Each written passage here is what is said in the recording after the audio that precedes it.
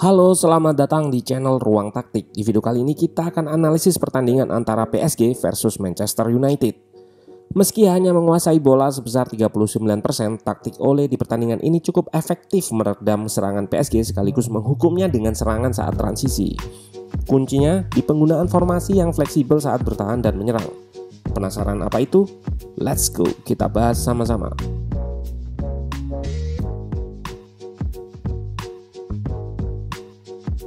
Tuchel menurunkan formasi 4-3-3 yang kali ini tanpa Paredes dan Verratti. Tanpa dua pemain ini, PSG terlihat kesulitan dalam bangun serangan pendek mengingat Man United mengaplikasikan press yang tinggi terutama di awal babak pertama.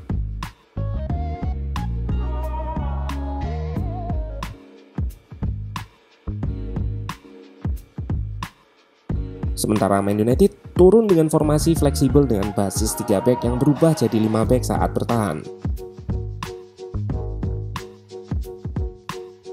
Lalu menjadi 4 back saat menguasai bola.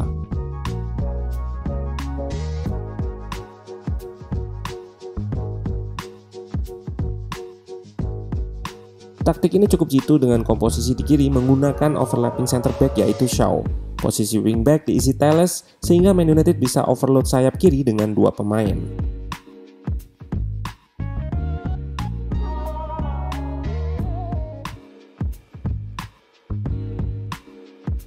Bisa kita lihat serangannya yang dominan di kiri. Dan PSG juga di sektor yang sama. Ini karena taktiknya melakukan overload di sisi kiri yang dihuni Neymar. Mbappe yang melebar dan Kurzawa yang overlap mengikat back MU sehingga Neymar punya banyak ruang untuk mengatur serangan dari half space.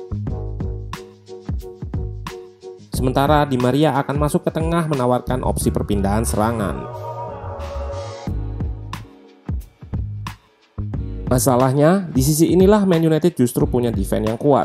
Wan-Bissaka sulit ditembus ditambah Tuan ZB yang juga bermain baik.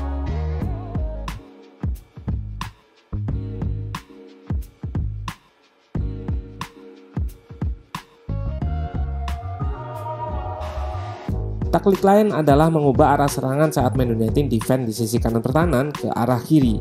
Ini memberikan efek kejutan saat terjadi disorganisasi pertahanan seperti peluang Di Maria ini.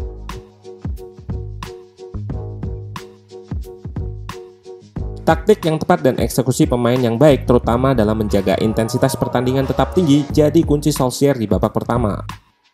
Penggunaan formasi 3 back membuat Solskjaer bisa menerapkan taktik bertahan man to man saat PSG melakukan build up. Duet McTominay dan Fred juga agresif dalam menghalau serangan dari depan sehingga suplai sangat sulit untuk mencapai 3 pemain depan.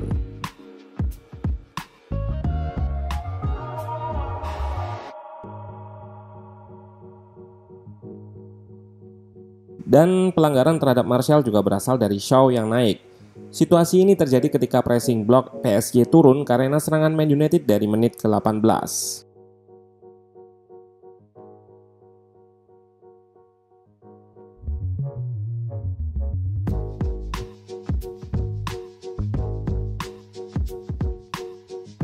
Teknik penalti dan cara menggagalkannya sudah Ruang Taktik bahas di sini.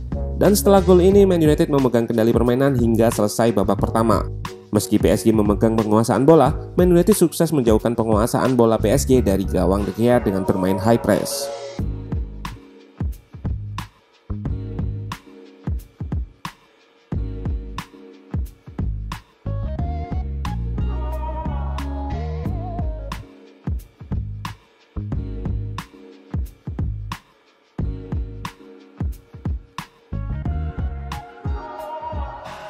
Di babak kedua, Tuchel langsung merespon taktik Solskjaer di babak pertama dengan pergantian pemain. Gueye yang berposisi gelandang digantikan Kean yang berposisi striker.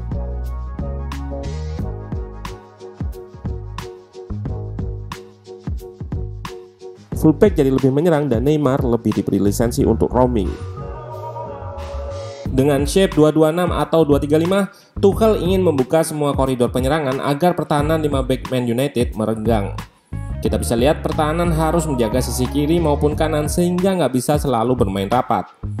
Namun bukan sepak bola namanya jika tanpa celah. Ruang yang ditinggalkan fullback PSG bisa dieksploitasi penyerang United yang piawai bermain melebar.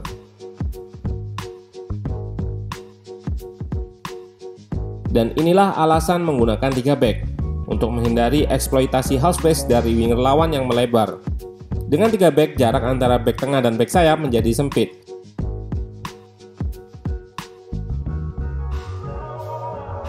Kita lihat bedanya dengan 4 back, di mana jarak antara back tengah dan back sayap sangat lebar saat winger lawan eksploitasi dengan bergerak ke sayap.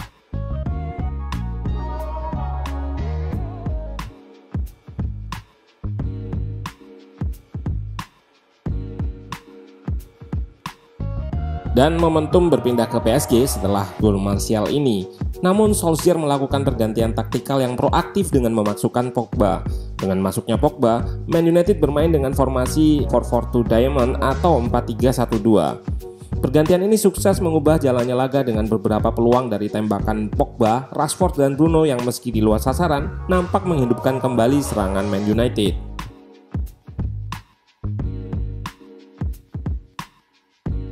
Dan akhirnya Rashford yang jadi penentu kemenangan.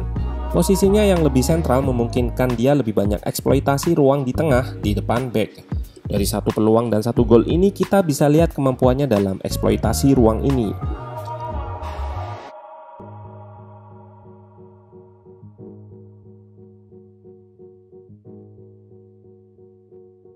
Hal seperti inilah yang harus sering dilakukan Rashford di laga-laga lain. Waktu dikalahkan Spurs, hanya Greenwood yang melakukan spekulasi dari keluar kotak penalti.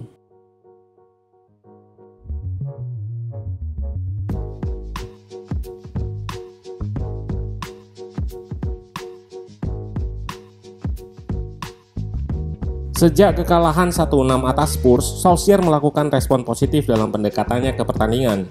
Bisa kita lihat tadi, Man United bermain dengan sistem yang berbeda-beda dan dieksekusi dengan baik oleh pemain. Game plan Solskjaer di 2 pertandingan terakhir tepat. Melawan tim lebih kuat, formasi 3 back yang fleksibel ini memberikan proteksi lebih di saat pertahanan jadi sorotan. Beberapa pemain seperti Tuan ZB dan De Gea juga bermain baik di laga ini. Masalah yang dihadapi semua tim adalah konsistensi dan bagaimana mengeksekusi taktik dengan baik di lapangan. Permasalahan bisa jadi di eksekusi pemain atau delivery taktiknya, bahkan bisa keduanya.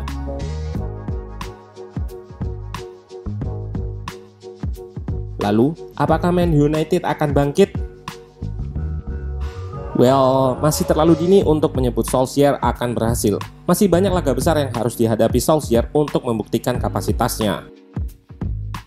Jalan masih panjang dan tentunya semakin lama Solskjaer melatih, semakin tinggi pula ekspektasinya untuk meraih prestasi.